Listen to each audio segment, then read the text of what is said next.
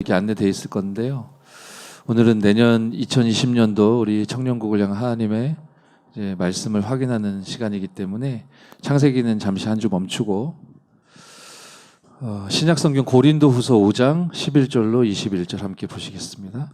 고린도후서 5장 11절부터 우리 21절까지 보시겠습니다.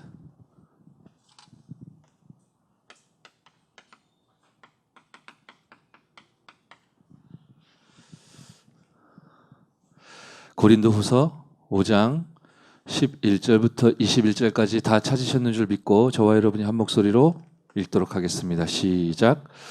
우리는 주의 두려우심을 알므로 사람들을 권면하거니와 우리가 하나님 앞에 알려졌으니 또 너희의 양심에도 알려지기를 바라노라. 우리가 다시 너희에게 자천하는 것이 아니요 오직 우리로 말미암아 자랑할 기회를 너희에게 주어 마음으로 하지 않고 외모로 자랑하는 자들에게 대답하게 하려 하는 것이라. 우리가 만일 미쳤어도 하나님을 위한 것이요 정신이 온전하여도 너희를 위한 것이니 그리스도의 사랑이 우리를 강권하시는도다. 우리가 생각하건대 한 사람이 모든 사람을 대신하여 죽었은즉 모든 사람이 죽은 것이라. 그가 모든 사람을 대신하여 죽으심은 살아있는 자들로 하여금 다시는 그들 자신을 위하여 살지 않고 오직 그들을 대신하여 죽었다가 다시 살아나신 이를 위하여 살게 하려 함이라. 그러므로 우리가 이제부터는 어떤 사람도 육신을 따라 알지 아니하노라. 비록 우리가 그리스도도 육신을 따라 알았으나 이제부터는 그같이 알지 아니하노라. 그런즉 누구든지 그리스도 안에 있으면 새로운 피조물이라. 이전 것은 지나갔으니 보라 새 것이 되었도다. 모든 것이 하나님께로서 났으며 그가 그리스도로 말미암아 우리를 자기와 화목하게 하시고 또 우리에게 화목하게 하는 직분을 주셨으니 곧 하나님께서 그리스도 안에 계시사 세상을 자기와 화목하게 하시며 그들의 죄를 그들에게 돌리지 아니하시고 화목하게 하는 말씀을 우리에게 부탁하셨느니라. 그러므로 우리가 그리스도를 대신하여 사신이 되어 하나님이 우리를 통하여 너희를 권면하시는 것 같이 그리스도를 대신하여 간청하노니 너희는 하나님과 화목하라. 하나님이 죄를 알지도 못하신 이를 우리를 대신하여 죄로 삼으신 것은 우리로 하여금 그 안에서 하나님의 의가 되게 하려 하심이라. 아멘.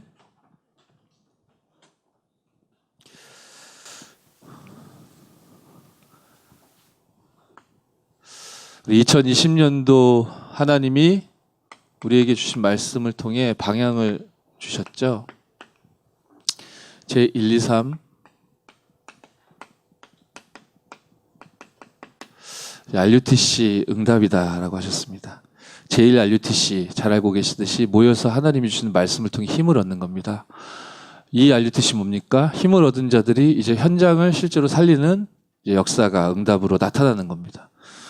그렇게 하나님 말씀이 현장으로 흘러들어가면 제3 RUTC 운동이 일어나는 거죠. 그 증거가 나타나는 겁니다. 하나님의 생명의 복음과 말씀이 현장으로 흘러들어가기 때문에 영적인 질병, 육신의 질병 가운데 있는 자들이 예수 믿고 구원받아 치유함을 얻게 되는 그 제1, 2, 3 RUTC 운동이 올해는 이게 실현되는 하나님이 이제 밝히 딱 드러내시는 그런 해였다면 내년에는 여러분 개개인에게 응답으로 확인되고 누려지는 그런 축복이 있을 줄 믿습니다.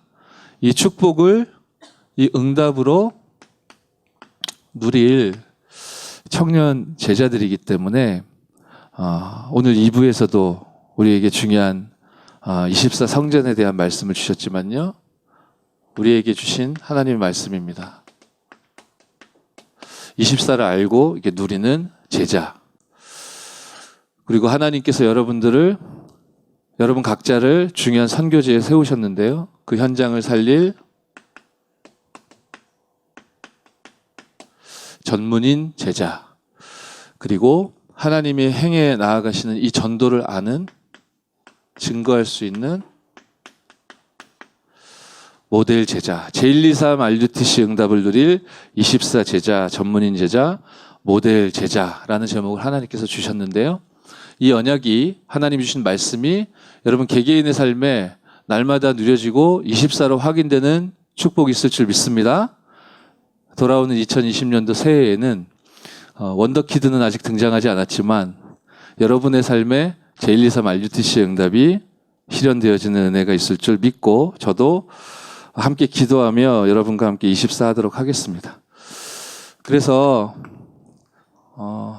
내년 우리 2020년도를 놓고 우리 청년부가 나아갈 방향을 말씀으로 심부름을 하도록 하겠습니다. 우리가 24 제자로, 전문인 제자로, 모델 제자로 부르심을 받았는데 그럼 24 제자로서, 전문인 제자로서, 모델 제자로서 무엇을 어떻게 해야 할 것인가? 이전에 우리가 먼저 알아야 될 것은 이 사탄도 24 하고 있다라는 사실이죠. 눈에 보이지 않는 이 흑암 저주의 세력이 24 하고 있습니다. 저는 기성세대를 어디에서 처음 접했고, 기성세대가 이런 거구나, 어른들은 이런 거구나라는 그 느낌을 어디에서 처음 받았었냐면 가만히 돌아보니까 제가 교회에서 처음 경험했었던 것 같아요. 물론 제가 뭐 유치원에도 다녔었고, 초등학교도 들어갔었고, 중학교, 고등학교 쭉 사회에서 또 학교에서 이게 배우는 시간들이 있었지만, 거기에서 기성세대가 이런 거구나, 어른들이 이런 거구나, 그런 걸 느끼기에는 제가 뭐 그냥 그때 제 미션을 수행하기 급급했었기 때문에 그런 생각을 하면서 성장했던 것 같지는 않고, 제가 이제 청소년기에 교회에서 이제 어른들과의 만남, 우리 중직자들과의 만남, 또 교역자들과의 만남, 또 기성세대들의 말하자면 이야기들, 말들, 그들의 삶, 이런 것들을 이렇게 보면서 이런 거구나 느꼈었던 것 같아요. 제가 처음 목격했던 기성세대의 모습들은요, 하나님이 주신 온전한 축복을, 교회의 응답과 축복을 누리는 듯 보이지만 결국에는 누리지 못하고 무너지는 모습이었습니다. 교회가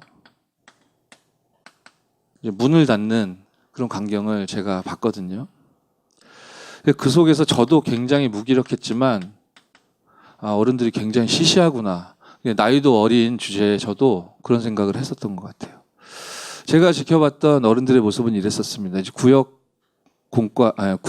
이제 모임 때, 구역 예배 시간에 이렇게 모인 분들의 대화, 그 주일 예배 스케줄이 끝나고 나서 우리 집에 모여서 나누는 사람들의 대화, 그리고 뭔가 특별한 스케줄은 없어도 뭔가 어디 모여가지고 사람들이 나누는 대화, 이제 그런 것들을 그냥 가까이서 뭐 과일이나 떡 같은 거 막 차려놓고 얘기하기 때문에 옆에서 그거 주워 먹으면서 이렇게 듣는 거죠. 굉장히 강렬한 자신들만의 이렇게 고집들과 주장들이 있더라고요. 그냥 자연스럽게 먹으면서 옆에서 들었죠. 그렇게 고집과 주장 이런 것들이 이렇게 부딪히다 보면 갈등도 일어나잖아요.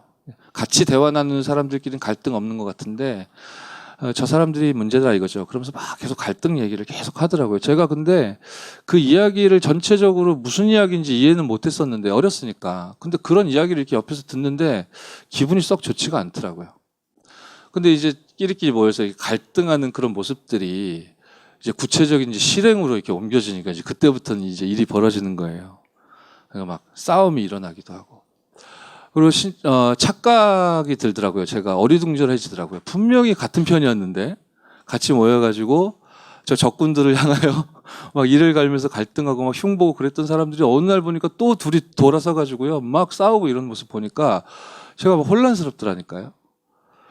실행에 옮기고 싸우고, 그리고 PR을 구분하고 확정하여 본격적으로 이제 상처를 막 주고받는데요. 분명히 그 상처를 주거든요. 그리고 자기도 상처를 받습니다. 그죠? 근데 내가 상처를 받고 있다라는 걸 느끼면 느낄수록, 또 들키면 들킬수록 더 힘들어지고 더 수고하고 무거운 짐 막 가중되기 때문에 내가 힘들지 않기 위하여 명분을 계속 만들어가요. 명분을 계속 만들고, 명분을 만들기 위해서 이제 옳고 그름을 막 나누고요. 이런 일들을 계속 반복하는 모습이 제가 처음 봤던 기성세대의 모습이었는데요. 결과가 어떻게 됐냐? 교회가 폐쇄했다니까요. 문을 닫았다니까요. 다 교회에 떠났어요. 제가 알고 있는 많은 분들이. 이 교회를 떠났다는 얘기는 그들의 삶에 이제 예배가 사라졌다는 의미예요. 그죠? 하나님이 주시는 말씀과 말씀의 인도, 기도 응답, 전도 역사와 열매, 생명 운동, 이런 것들의 근원이 되어진 하나님의 언약, 이런 것들이 아무 가치 없는 것처럼 돼버린 거예요. 왜죠?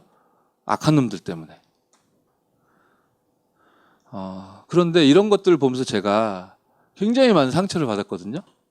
그래서 이게 교회 다니는 사람들이 얼굴 표정만 그럴듯하게 짓고 있지 정말 엉망진창들이구나. 저런 위선적인 삶을 살면 안 된다 하면서 제가 너무 상처를 많이 받았었어요. 그래서 교회를 그만뒀었거든요, 제가. 보십시오. 저를 보십시오. 어떻게 저럴 수가 있냐. 교회 다니는 사람들이 말을 저렇게 하냐. 교회 다니는 사람들이 앞에서 하는 말과 뒤에서 하는 행동이 어쩜 저렇게 다르냐. 어른들이라고 하면서 중직자들인데 교역자들인데 왜 저러냐 하면서 저에게 나타난 결과는 뭐냐면요. 제가 교회를 그만뒀다니까요. 그죠? 사단에게 모두 속아가지고요. 저도 똑같은 거예요. 내가 편하기 위해서 명분을 막 만들어요. 이런 거면 나는 내 삶을 저기에 싣고 살기가 싫다. 내가 그만두고 말았지, 그만두는 게 차라리 낫지. 저런 진흙탕 속으로 내가 들어갈 이유가 뭐 있겠냐. 제가 상처받지 않기 위해 나는 괜찮다라고 위안 얻기 위해 내가 나름 그어놓은 옳고 그름이라는 기준 속에서 막 많은 생각과 선택을 했는데요. 결과는 뭐냐면은 마귀가 저에게서 예배를 빼앗아 갔어요. 교회를 앗아가 버렸어요. 이방인의 뜰과 렘넌트 후대의 뜰과 기도의 뜰을 고스란히 빼앗겼어요. 그리고 저는 잘 사는 것처럼 살아가요. 내가 욕하는 사람들하고 지금 정작 살고 있는 나의 말로가 결론이 똑같았다니까요. 그래서 마귀는 과정은 우리 다 다를 수 있어요. 그죠? 여러분들과 저에게 우리를 통해 무엇을 앗아가고 뺏어가려고 하는 것인지를 여러분 절대로 잊으시면 안 됩니다. 하나님이 창조하신 하나님의 형상, 인간으로서 최고의 행위가 예배라고 했는데 그거를 뺏어가려고 하는 거거든요. 근데 온갖 다채로운 이유들을 뷔페 식당처럼 쫙 펼쳐놓고요. 그죠? 여러분들은 뷔페에 가면 어떤 음식에 가장 관심을 기울이세요? 저는 일단 뷔페를 딱 들어가면 전체를 봐요. 전체를 보고 제자를 찾습니다. 그래서 그 제자 중심으로 시스템을 확정해서 그것만 올인 공략합니다. 제가 제자라고 생각하는 게 있거든요. 뭐 육고기든 아니면 물속에 있는 고기든. 근데 아마 저와 다른 의견을 가진 사람들도 있을 거예요. 그죠? 뭔가 자신만의 이렇게 기준을 가지고 우리가 살아간다는 거죠. 그런데요, 다 다양해요. 뭐 겪게 된 일들, 뭐 사건, 사고, 성향, 성격 다 달라요. 그죠? 근데요, 결과는 똑같아요. 예배를 빼앗아 가려고 하는 거예요. 교회를 앗아가려고 하는 거예요.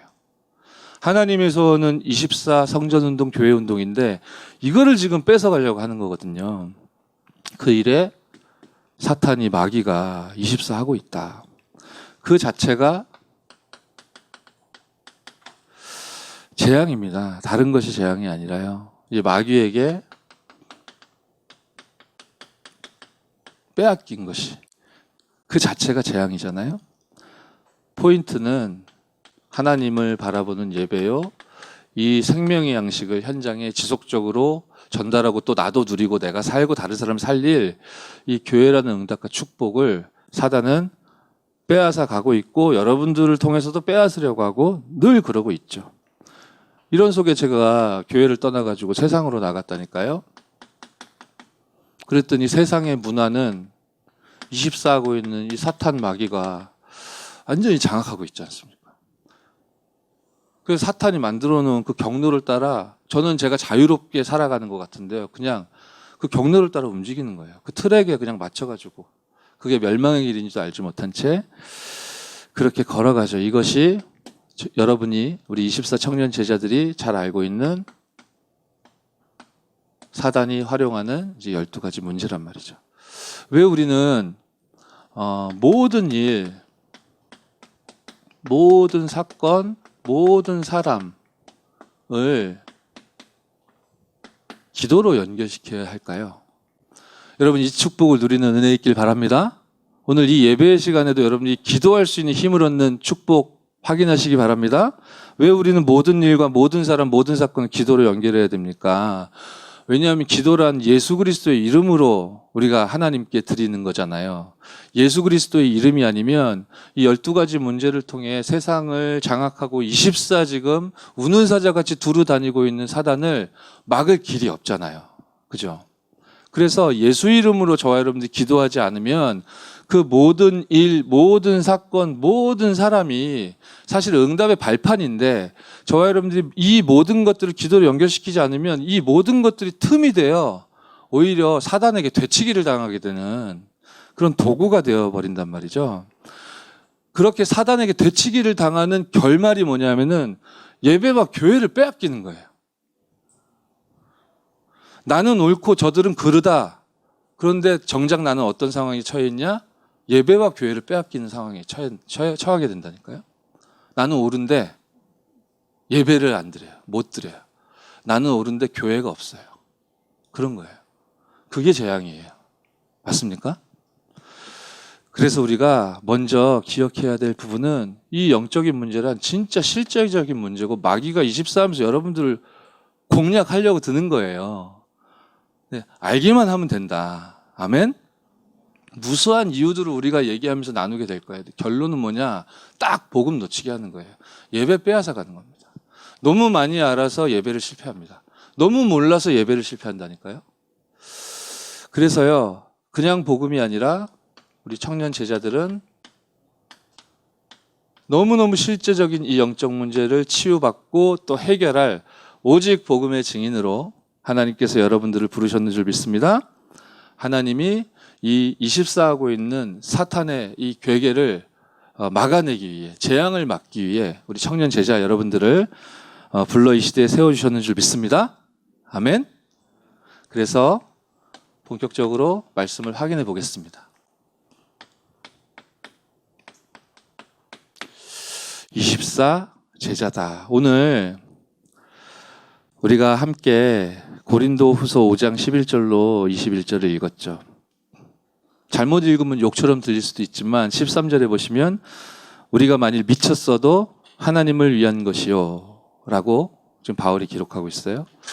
정신이 온전하여도 너희를 위한 것이니. 우리 옆 사람 축복했으면 좋겠습니다. 당신은 예수에게 미친 자입니다. 그 사람이 24 제자입니다. 아멘. 다른 거에 미치시면 안 돼요. 다른 거에 미치면 돌게 됩니다. 우리는 예수가 그리스도 되신 이 복음에 완전히 사로잡히고 미친 자인 줄 믿습니다. 그 사람은요, 현장을 향하여서는 지금 바울이 뭐라고 말하죠? 정신이 온전한 건 너희를 위한 것이다.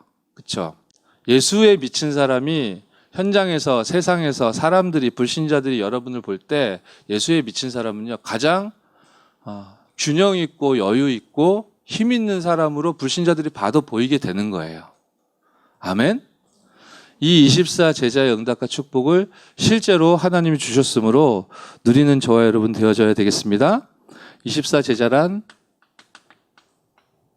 창세기 39장 1절로 6절 누구죠? 너무 유명한 요셉이잖아요. 바로 이런 사람이 24 제자다.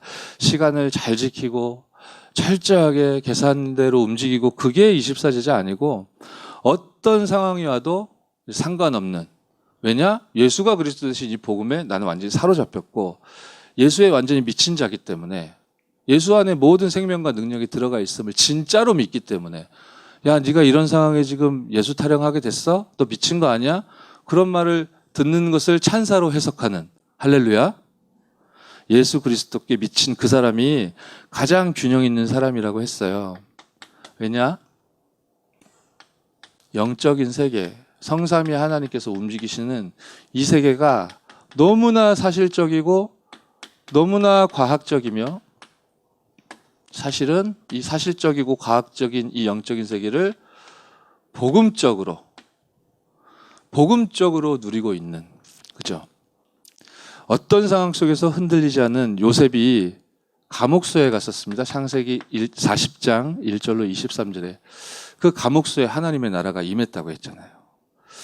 드디어 41장 우리 38절에 하나님은 그를 바로 왕 앞에 세우시는데 여호와 하나님께서 요셉과 함께 하심을 하나님 만천하에 드러내시죠. 그렇게 내가 세계적으로 유명한 사람이 돼야지 그런 걸 노릴 겨를이 없었습니다. 그런데 창세기 45장 1절로 5절에 드디어 세계를 살리는 응답과 축복을 24제자의 답을 가지고 영적 세계가 너무나도 사실적이며 과학적이며 그 자체를 복음적으로 해석하고 누리고 있었던 진짜 예수께 미치고 현장을 향하여서 너무나도 균형 있고 실력 있었던 이 요셉을 통해 하나님이 전 세계를 살려내셨듯 이 시간에 24제자로 하나님이 여러분을 또 우리를 세워주셨는 줄 믿습니다.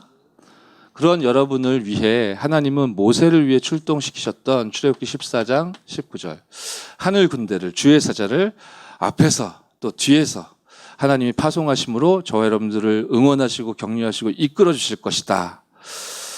그러한 우리들이 붙잡고 가는 하나님의 말씀을요, 사무엘상 3장 19절 단 하나도 땅바닥에 떨어지지 않도록 주의 종을 통해 전도자를 통해 전달받게 된 이 언약과 이 말씀과 이 복음이 단 하나도 땅바닥에 떨어지지 않고 여러분을 통해도 재생산되고 전달되어지는 그 참된 24의 응답과 축복이 2020년도에 지속되어질 줄 믿습니다. 여러분이 진짜 믿을 때 하나님이 행하심을 알고 믿고 누리게 됩니다. 사무엘상 16장 13절 이날 이후로 다윗에게 여호와의 신이 크게 임하였다고 했는데 그 어느 날은 여러분들에게 이미 주어져 있습니다. 아멘? 여러분은 하나님께서 24제자로 불러 세워주셨습니다.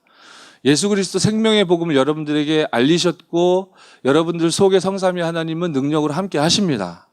그런 여러분들을 속이기에 사탄이 24하면서 많은 과정을 겪게 하겠지만 결과적으로는 예배를 빼앗아 가려고 하는 것이기 때문에 절대로 속지 마시고 예배 속에서 큰 힘을 얻고 모든 응답을 회복하는 저와 여러분 되어질 줄 믿습니다.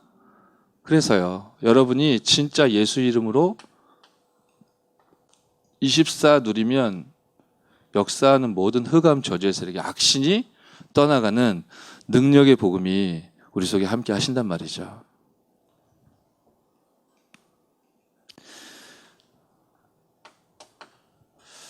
그렇게 다른 것으로는 안 되기 때문에 오직 성령이 너에게 임하시면 권능받고 예루살렘 온 유대 사마리아 땅끝까지 이르러 내 증인이 되어지는 우리 귀중한 청년 제자 24제자 여러분 되어질 줄 믿습니다.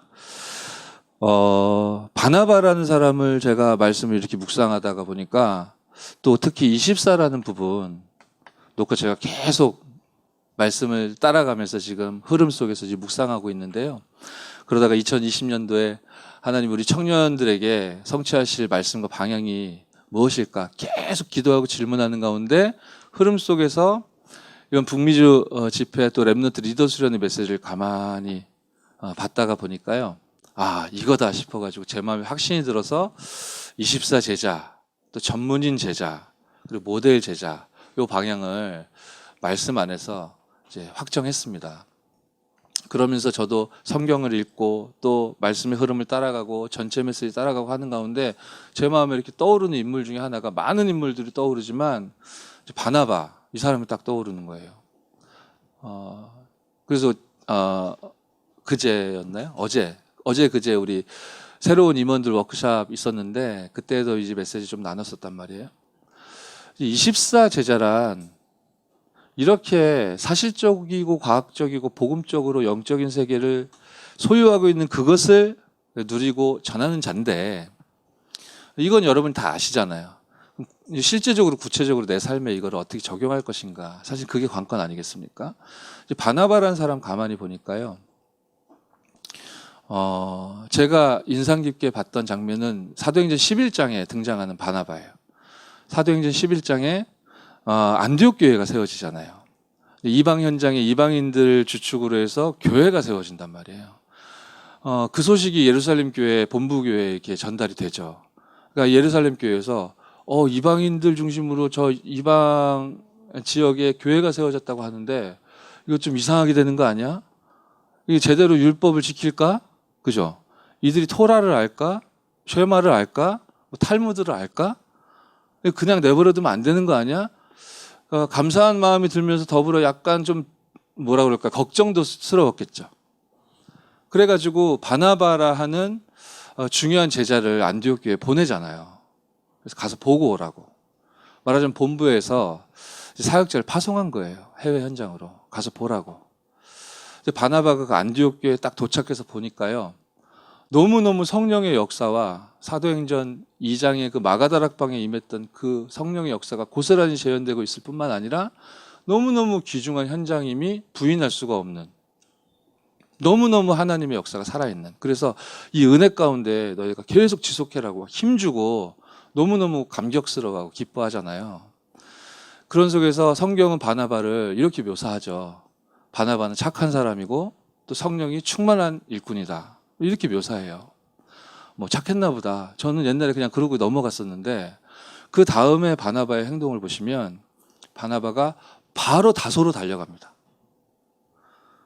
다소에 누가 있는지 우리들은 지금 알지만 당시엔 많은 사람들이 다소에 대해서 특히 예루살렘 교회나 사도들은 거의 신경 쓰지 않고 있었을 거예요. 근데 바나바는 막바로 다소로 달려가요.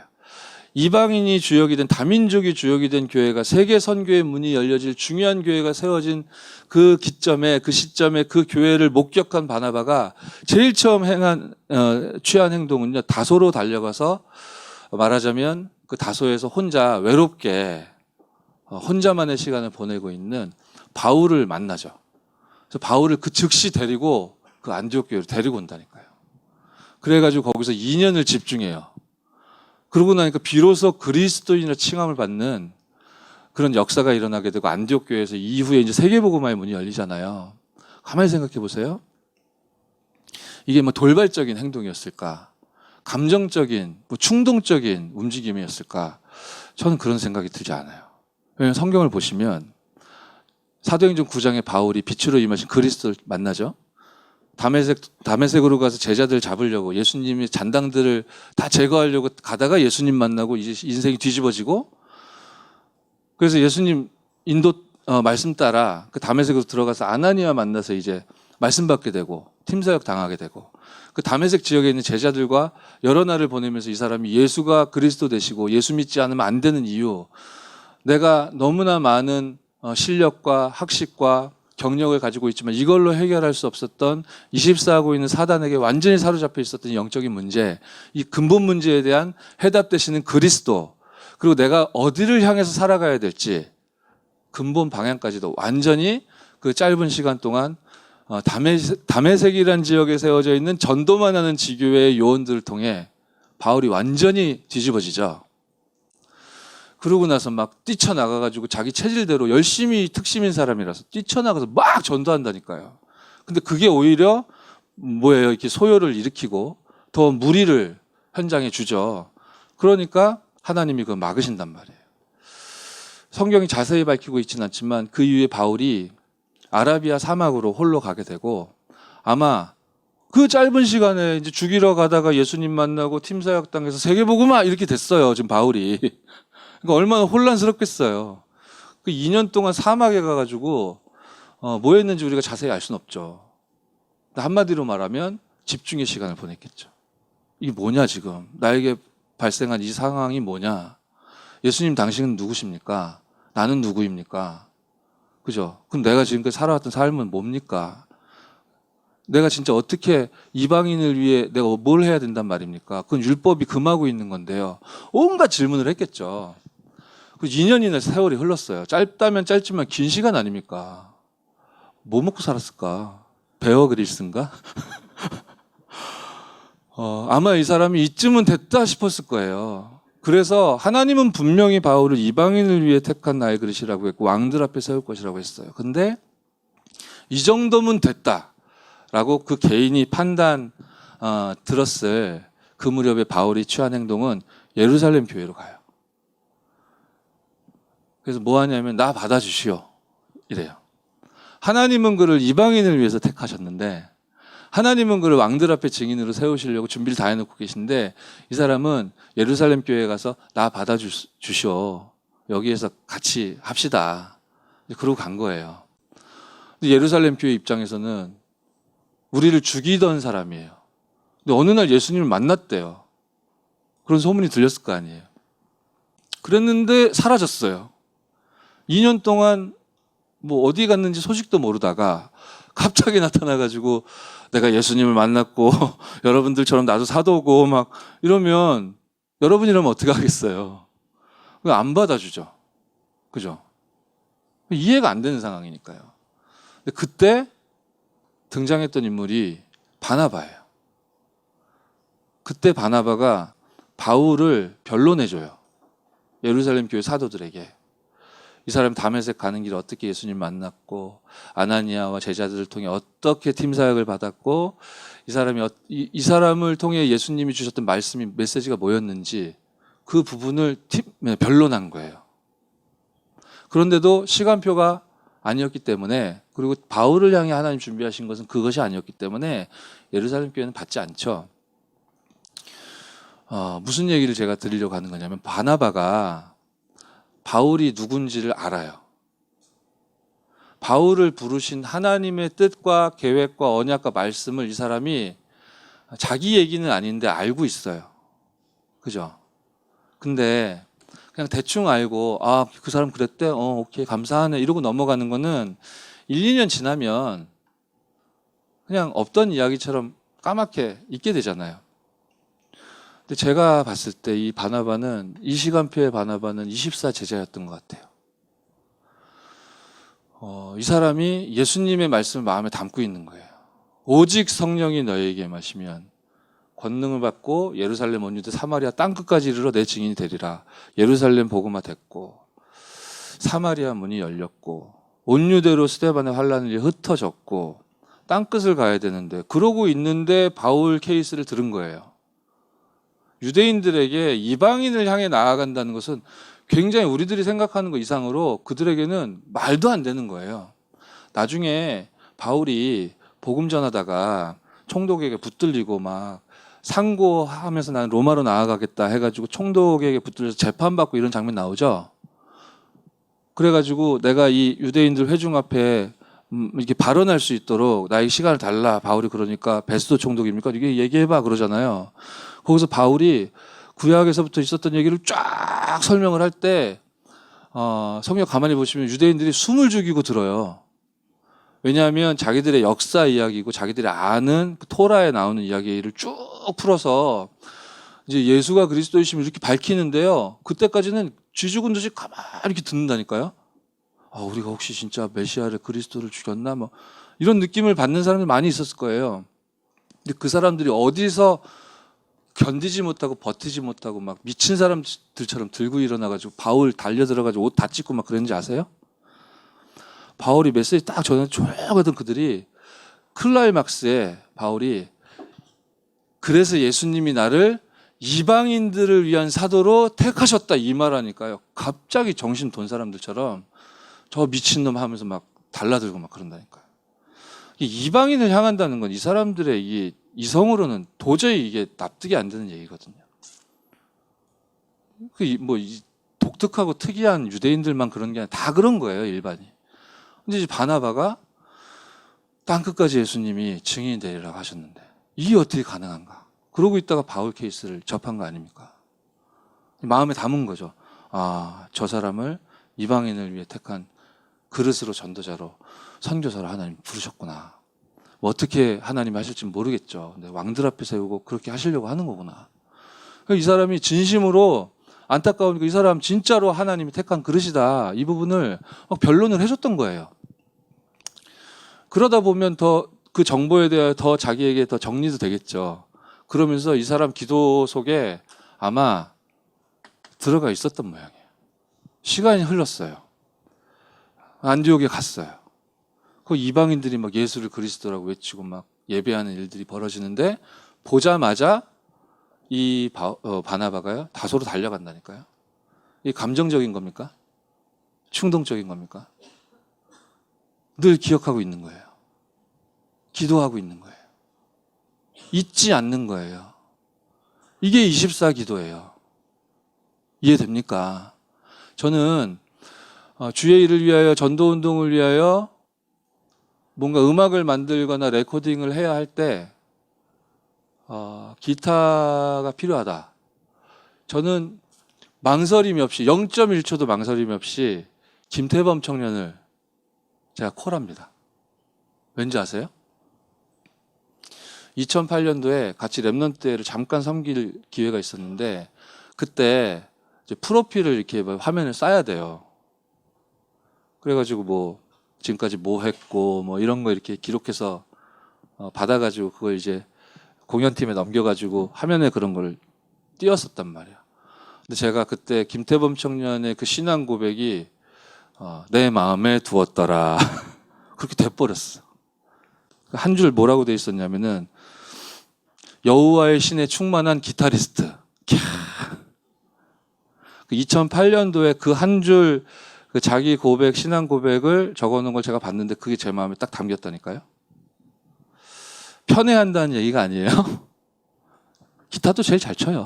제가 볼 때는. 그러니까요. 잊지 않는 거예요. 무엇을 말입니까? 우리 서로 뭐 의리를 잘 지키자 그런 얘기가 아니라니까요. 우리 감정 따라 좋아하는 것 따라 움직이자 그런 얘기가 아니고 하나님이 우리 청년 제자들에게 24할 가치가 차고도 넘치는 생명의 완전한 복음을 허락하셨는 줄 믿고 누리시기 바랍니다. 여러분을 통해 하나님 세계 복음할 거기 때문에 진짜로 24 제자의 축복을 언약으로 굳게 붙잡고 승리하는 은혜 있어야 되겠습니다. 저는 어떻게 24를 할 생각이냐면 12월부터 이제 준비 캠프를 시작하려고 합니다. 개인적으로는 지금 시작이 됐고 다음 주부터는 좀 더 본격화 되어질 것 같아요. 내년 2020년도는 이제 7가지 캠프를 우리 모든 청년들 개인 또 우리 지역 지교회와 다락방과 모든 시스템과 그리고 우리 청년부가 소화해야 할 모든 훈련 및 캠프 및 모든 스케줄을 전부 다 7가지 캠프 시간표를 억지로 끼워 맞추겠다는 게 아니라요. 하나님이 행하시는 우리가 행복한 신앙생활과 또 전도운동 그것을 말씀의 흐름과 7가지 캠프 스케줄에 따라 이제 인도를 받으려고 하는데요. 아직 새해가 뭐 시작되진 않았지만 회기는 시작됐기 때문에 저 개인적으로는 이제 준비 캠프를 지금부터 시작하려고 해요. 러프하게 우리 임원들하고 대화를 나눴는데 내년 2월경까지 준비 캠프 기한으로 마음 담고 기도하면서 여러분들과 직접 저 같은 경우는 현장에 이제 신방하고 찾아뵙고 만나고 하면서 요 일들을 진행하려고 해요. 준비 캠프는 살리는 것이라고 했거든요.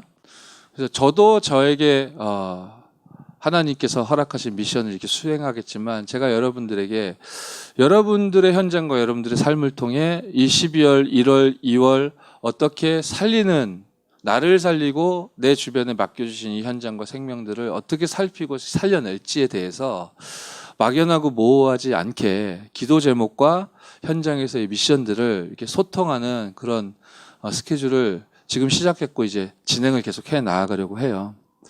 함께 기도하면서 누군가 뭔가를 영웅적인 히어로가 해결해주는 그런 신앙생활이 아니라 하나님이 여러분들과 함께 하시기 때문에 여러분들이 이 12월 달부터 내년 상반기에 정말로 하나님이 주신 복음으로 나를 살릴 뿐만 아니라 나에게 주어진 어떤 업무나 직장 동료들이나 어떤 지인 친구들이나 혹은 우리 교회 안에 동기들이나 내가 어떤 맡은 부서나 또 헌신하고 있는 어떤 부분이 있다면 혹은 내가 속한 그 장소에 함께하는 사람들이 있다면 함께 하나님의 말씀을 소통하고 또 기쁘게 이 복음을 나누는 가운데 살리는 일들이 중요하게 회복되어지는 우리 청년 제자 여러분 되어주시기 바랍니다. 그래서 이제 지교회 그리고 현장 중심으로 계속 찾아뵙는 일을 진행할 거고요. 그렇게 2월경까지 스케줄이 소화가 되면 3월, 4월은 이전 캠프 스케줄로 인도를 받으려고 합니다. 이렇게 살리는 일들이 진행되다 보면 하나님이 이렇게 떠오르게 하시는 응답들을 어느 정도는 우리가 캐치할 수 있거든요. 여러분들도 잘 아시다시피 그러면 그 응답 따라 예수님이 감람산에서 미션을 주셨듯이 더욱더 구체적인 미션을 우리가 올해 어떻게 하나님이 준비한 응답을 제자답게 누릴 것이냐, 구체적으로 좀 현장에 적용할 수 있는 그런 미션들을 우리가 함께 나누고, 그래서 마가다락방 이 멤버들이 응답을 다 받고 그 초대교회가 시작되었던 그 행보를, 그 성경의 역사가 그대로 재현되는 축복을 누리려고 본격적으로 지금 기도하고 있습니다. 더불어 요 스케줄 속에 이유 캠프라는 개념이 들어가 있어야 된다 하셨잖아요. 분명히 응답을 주실 거기 때문에 응답이란 이제 시스템이라는 형태로 이해할 수 있겠죠. 시스템이 없다. 거기에는 만들어야 되겠죠. 이제 만들어야 될 현장이 지금 많이 있단 말이에요. 그리고 이미 세워져 있는 시스템은 이제 좀 더 강화시키는 방향으로 하나님은 분명히 우리 24 청년 제자들을 이끌어 가실 겁니다. 이러한 연유로 새가족부를 놓고 저도 24 기도하고 있는데 우리 청년 제자 여러분들 24 기도해 주셨으면 좋겠습니다. 우리 임마누엘 서울교회 청년 국에는 하나님이 보내주시는 새가족들이 불신자 상태에 있다가 우리 교회에 연결되고 청년국에 연결돼서 이제 복음 듣고 생명 얻는 이런 생명의 역사가 날마다 지속돼야 되지 않겠습니까? 아멘? 우리가 장사하자는 얘기가 아니라 살려야 되지 않겠습니까? 이러한 생명의 축제가 날마다 일어나야 하기에, 그렇다면 새가족부가 너무너무 중요하죠. 그래서 이 부분에 제가 뭐 역량이 있다면 모든 역량을 다 쏟아붓고 싶다, 그런 마음이 들 만큼 제가 지금 기도하고 있는데요. 그럼 새가족부만 중요하냐? 아니요. 그런 얘기는 아니고 편애 아니라니까요.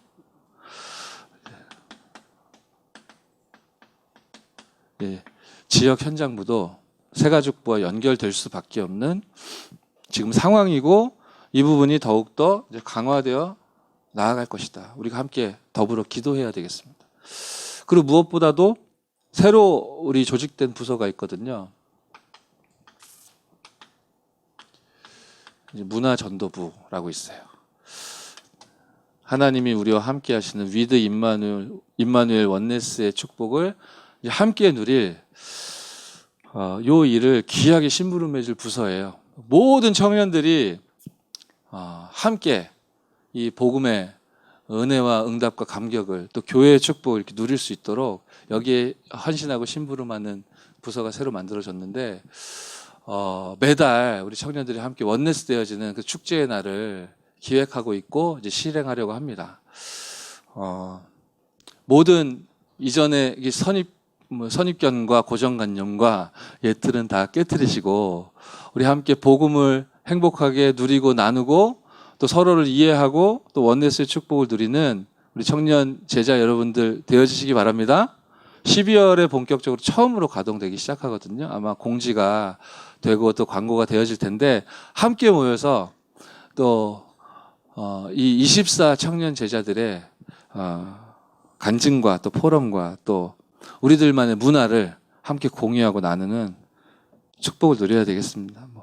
부서가 이것만 있는 것이 아니지만 제가 부서 소개를 하려고 하는 게 아니라, 하나님이 준비 캠프, 이전 캠프, 또 이후 캠프를 우리 청년국의 모든 조직과 시간표에 따라 어떻게 인도하실지에 대해서 지금 제가 보고를 드리는 거예요. 그리고 오늘 예배 후에 이제 리더 훈련이 이어지겠지만, 오늘은 지금까지의 좀 응답을 좀 정리하는 그런 시간을 갖도록 하겠고, 12월 아마 내내 그럴 것 같고요. 새해부터는 리더 훈련도 좀 개편하도록 하겠습니다. 갱신하고.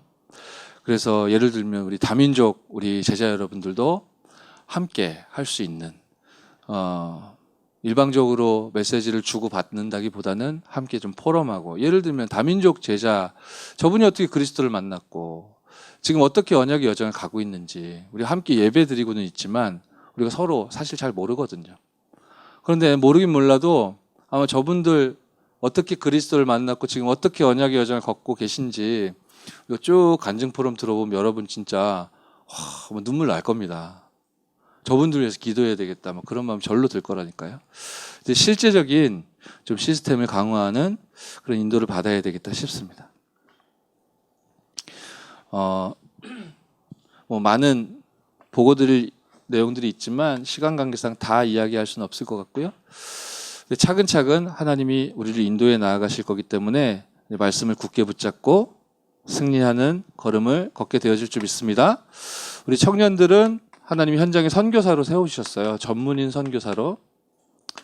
전문인 제자로 하나님 세우셨단 말이죠. 우리 함께 우리 고린도 후서 오늘 5장 읽은 본문 중에 15절 한 절만 우리가 함께 찾아서 읽어봤으면 좋겠습니다. 고린도 후서 5장 15절 말씀 우리 함께 합독하겠습니다. 시작. 그가 모든 사람을 대신하여 죽으심은 살아있는 자들로 하여금 다시는 그들 자신을 위하여 살지 않고 오직 그들을 대신하여 죽었다가 다시 살아나신 이를 위하여 살게 하려 함이라. 이렇게 살 수 있는 이유를 소유하고 있고 알고 있고 믿고 있고 누리고 있는 우리 청년 제자 여러분인 줄 믿습니다. 이게 뭔가 이렇게 거래하는 게 아니라 내가 그리스도를 위하여 사는 인생으로 나를 부르셨다. 이 자체가 깨달아지는 게 감사하고 감격스러운 그러한 정상적인 신앙생활을 하는 여러분일 줄 믿습니다. 그래서요, 전문인 제자는 저는 그러한 생각이 들어요. 내가 가지고 있는 달란트나 업이나 전문성보다 오직 예수가 그리스도 되시는 복음이 좀 더 중요하고 좋아야 되겠죠. 내 업과 달란트도 중요한데 그거보다 앞선 가치에 그리스도의 복음과 세계복음화 전도와 선교라는 이 렘넌트 후대에 대한 언약이 그냥 구호가 아니고 실제로, 그죠? 그게 전문인 제자인데 여러분인 줄 믿고요. 제가 생각하기에 전문인 제자는 열정도 있어야 되겠고 정신력도 강해야 되겠고 그리고 뭐 열심히 최선을 다해야 되겠지만 그보다 좀 더 반보라도 앞서 있어야 되는 것은 이 근본 해답과 근본 방향에 대한 믿음과 확신. 아멘? 우리는 다른 자들이잖아요. 전문인 제자는 열정으로 사는 사람이 아니라 믿음으로 사는 사람이고 그래서 답을 소유하고 있는 사람이고 답을 소유하고 있기에 렘넌트 7명처럼 뭐 렘넌트 7명이 왕들 앞에 이 답을 제시했다고 했는데 이거는 다른 표현으로 하자면 지금 시대에 맞는 표현이라고 하자면 사람일 수도 있고 어떤 업체일 수도 있고 어떤 지역일 수도 있는데요. 여러분을 통해 영향력 있는 사람이 혹은 영향력 있는 분야가 영향력 있는 지역이 살아나게 되는 거기에 답을 주게 되는 중요한 전문인 제자로 하나님이 여러분을 세워주셨는 줄 믿습니다. 그래서 6가지 도구입니다. 레버리지는 뭐라고 하셨습니까? 모든 사람이 지렛대 되는 거예요. 우리가 갖춰야 될 그릇은 뭡니까? 내용은 뭡니까? 바로 예수가 그리스도 되시는 복음이라는 그릇이기 때문에 수용하지 못할 것이 없는 거예요. 배려하지 못할 영역이 없는 겁니다. 사실은 진짜 믿는다면 내가 복음에 의지하지 않고 내 생각에 의지하기 때문에 수용을 못하고 배려를 못하는 거지 그 순간에 내가 그리스도를 붙잡을 수 있다면 사실은 그릇은 확장되고 넓어지는 것이거든요. 그래서 이제 트랜스미션 전달이라고 하셨는데 전달해서 뭐 하는 거예요? 우리를 통해 뭐가 전달됩니까? 복음이 전달될 거 아니에요? 그러면 어떤 일이 벌어지죠? 치유죠. 그죠?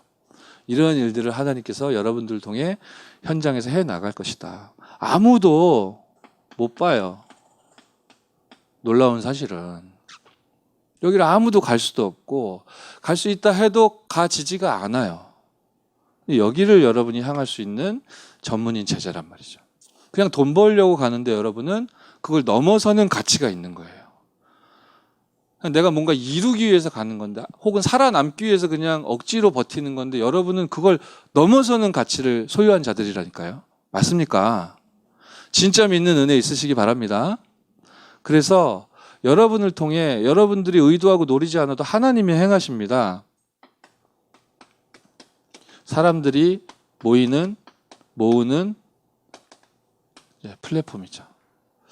이거를 계속 많이 만들어내는 거, 그게 아웃소싱이라고 하셨잖아요. 이 6가지 도구를 실현시키는 것을 넘어 응답으로 누릴 전문인 제자, 바로 여러분인 줄 믿습니다.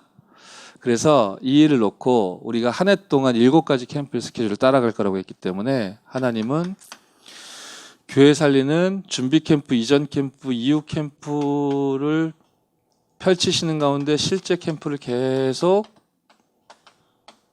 현장화 하실 테고, 더불어 전문인 제자로서 이 영향력 있는 세상의 틀을 깨뜨리고 세상을 끌고 갈 수 있을 만큼의 서밋 캠프의 응답과 인도를 하나님은 허락하실 것이다. 그렇게 확실한 미션을 하나님은 전문인 제자 여러분들에게 주셨고, 결국에 여러분을 통해 237 센터와 237 성전 시대 렘넌트들을, 또 다른 제자를 파송하게 될 중요한 7가지 캠프를 하나님이 반드시 응답으로 성취하실 줄 믿습니다. 그래서 여러분은 굉장히 중요한 사람들이에요. 모델 제자입니다.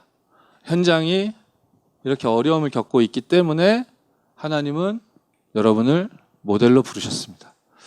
성경 속에 하나님이 밝히 드러내신 이 전도를 증거할 수 있고 증명할 수 있는 모델 제자로 하나님이 저와 여러분들을 부르셨는 줄 믿습니다. 우리 그러니까 16절, 17절 한번 읽어볼까요? 고린도후서 5장 16절, 17절입니다. 함께 읽겠습니다. 시작. 그러므로 우리가 이제부터는 어떤 사람도 육신을 따라 알지 아니하노라. 비록 우리가 그리스도도 육신을 따라 알았으나 이제부터는 그같이 알지 아니하노라. 그런즉 누구든지 그리스도 안에 있으면 새로운 피조물이라. 이전 것은 지나갔으니 보라 새 것이 되었도다. 이것이 여러분들의 삶이요 여러분들의 신앙 고백 되어질 줄 믿습니다. 모든 답을 하나님이 주셨거든요. 성경을 통해 하나님이 주신 답입니다. 이 세상에는 모든 사람에게는 그리스도가 필요합니다. 여러분에게도 필요한 줄 믿습니다. 그리스도를, 예수를 그리스도로 믿는 그 사람의 현장에 하나님의 나라가 임하십니다. 그리고 여러분이 증인되어지는 거죠. 그러면은 우리가 사람으로부터 전달받거나 영향받는 것이 아니라 하나님이 주시는 천명, 소명, 사명. 아멘? 그 하나님이 주신 천명, 소명, 사명을 소유한 사람이 뭐 해야 됩니까? 왜 해야 됩니까? 어떻게 해야 됩니까? 무엇을 해야 됩니까? 사실 질문이 사라집니다. 당연한 걸 하면 되니까요.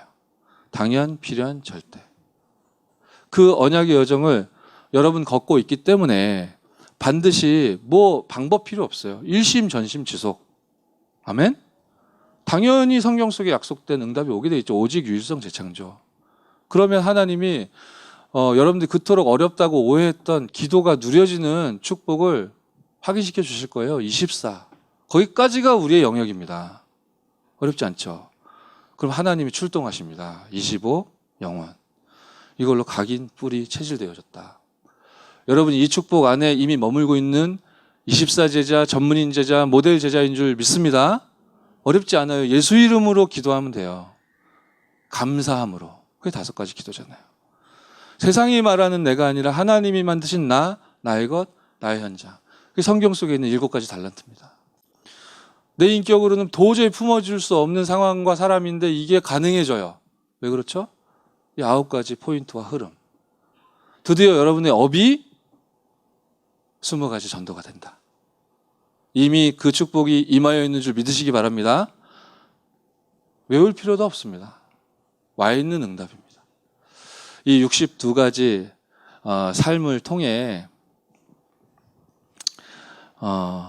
우리가 확인하게 될 응답을 제가 적어만 보겠습니다.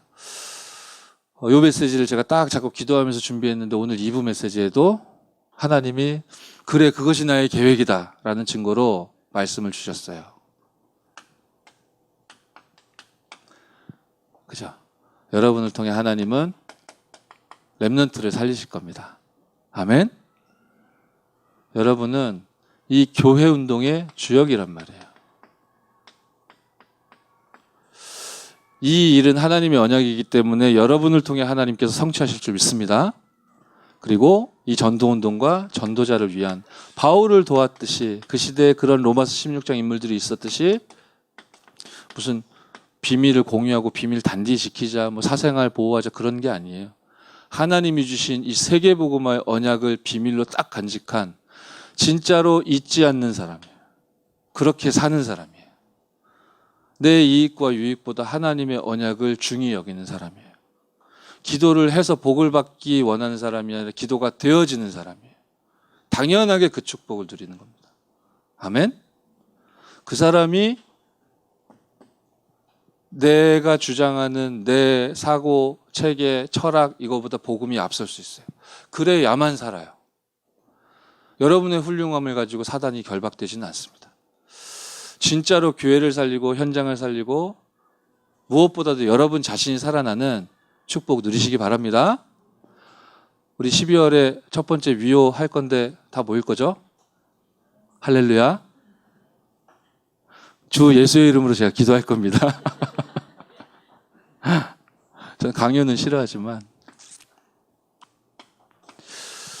그리고 우리가 받을 응답이 뭐냐? 이제는 시간표가 왔다. 뭐 어떻게 할 수 있단 말입니까? 뭐 당연한 거, 필연적인 거, 절대적인 걸 하면 됩니다. 근데 천명, 소명, 사명은 분명하단 말이죠. 무엇이 말이죠? 3기업입니다. 사회적 기업. 뭔지 여러분이 뭐 모르지 않겠죠. 문화기업. 뭐 대략 예상이 가는 바죠. 근데 왜 3기업이냐? 선교기업이라고 했어요. 근데 이 앞에 두 개는 핑계라고 하셨어요. 무엇을 위한 핑계예요? 오직 선교만을 위한 기업과 산업이 우리 2020년도에 우리 임마누엘 서울교회 청년들을 통해 실현되어지는 원년이 되어줄 줄 믿습니다. 진짜 함께 이 일을 위해서 기도하고 포럼하고 우리가 갱신하고 세트를 갖추고 아멘? 결론입니다. 오늘 전체 방향을 나눠야 했기 때문에 제가 시간을 좀 편안하게 인도받았습니다. 이 일을 위해 하나님이 주신 답과 방법은 서밋의 시간입니다. 저는 이런 마음이 들었습니다. 우리 청년들이 직접 참여하면 가장 좋겠지만 우리 하반기 전교인 전도 캠프를 통해 우리가 적용해 보았듯 인터넷망으로도 연결이 되어 있으니 임마누엘 서울교회 이 새벽 기도를 통해 여러분들 하루를 출발할 때 힘을 얻었으면 좋겠다. 기도 운동이 본격적으로 일어났으면 좋겠다. 우리 교회 기도 운동의 주축이 우리 청년들이 됐으면 좋겠다. 좋겠다라는 표현을 해서 제가 이제 바람인 것 같이 느껴질 수 있겠는데 이제 저의 기도이기도 하죠. 그리고 우리 청년들이 물론 현장에서 지교 중심으로 예배를 소화하고 있는 현장들도 있겠지만 공 예배가 회복되는 그런 새해가 됐으면 좋겠다. 네, 수요 예배를 통해 힘을 얻고요.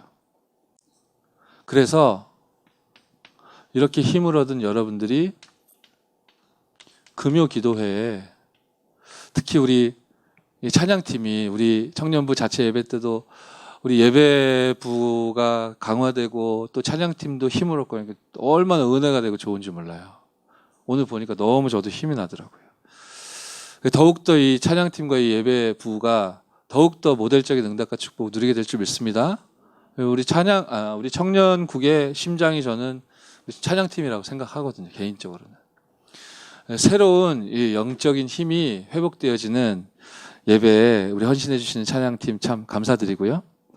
금요 기도의 경우 앞으로 237 성전으로 우리가 이전을 하게 되면 더욱더 하나님의 이 요구는 분명해질 거라고 여겨지는데 우리가 예배 하나님께 드려진 이 예배의 패러다임을 모든 틀린 예틀이 깨질 만큼 여러분들이 진짜 금요 기도회를 통해 교회 전체를 품고 살려내는 주역의 응답을 받는 그런 서밋 타임 함께 기도하고 응답으로 누렸으면 좋겠습니다. 아멘. 내 마음 같아서는 우리 청년부 전체가 찬양팀을 했으면 좋겠다. 할렐루야. 그래서 막 강단 위에서 다 막 통성기도 하는 거죠, 막. 죄송합니다. 그리고 우리의 포럼은 어떤 포럼이 돼야 되겠습니까? 여러분도 알고 있겠지만 세상 서밋들이 너무나 많은 문제들 속에 있거든요. 어떤 문제들 속에 이 사람이 고통받고 있는가, 이 부분을 놓고 우리가 본격적으로 포럼해야 되겠죠. 그래야 살릴 수 있는 답이 나올 거 아닙니까? 문제를 우리가 찾아야, 모든 문제는 답이 그리스도이기 때문에 그 그리스도라는 답을 적용할 수 있을 거 아니에요. 그리고 이 3기업이라는 형태가 뭐 주를 이루게 되겠지만 여러분들의 삶과 우리의 현장을 통해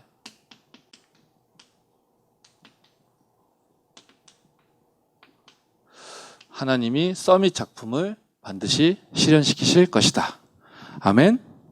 그래서 오늘 약간 새로울 수도 있고 낯설 수도 있는데, 우리 청년들이 이제 일부 예배, 또 렘넌트 교회학교에서 교사로 헌신하는 친구들도 많이 있고, 또 2부 예배를 통해 유목사님 메시지를 받고, 그리고 청년국 예배에서 또 청년국 메시지를 받고, 그럼 이제 교회 안에서 정말 이게 받은 말씀을 좀 정리하고 나의 것으로 이렇게 확정하고 또 마음에 담고 그럴 수 있는 시간이, 그런 여유가 좀 없겠다. 뭐 그런 포럼을 우리 임원들과 좀 나눴어요. 그래서 우리 청년국 예배 이후에 바로 우리 다음 순서가 이제 포럼이잖아요.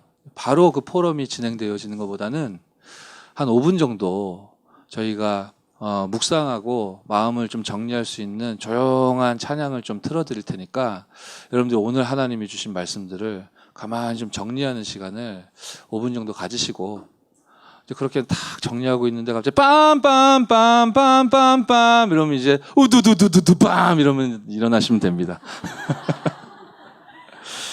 제가 기도하고 말씀을 마치도록 하겠고, 우리 중심과 준비한 예물을 하나님께 드리겠습니다. 살아계신 하나님께 은혜와 사랑을 감사드립니다. 우리 귀중한 청년들을 24 제자로 이 시대에 준비하여 주시고 전문인 제자로 또 모델 제자로 불러 세워주심에 감사드립니다. 하나님의 언약을, 하나님의 말씀을 응답으로 확인하는 모든 청년 제자 될 수 있도록 축복하여 주옵소서. 주 예수 그리스도의 이름으로 기도드렸사옵나이다. 아멘.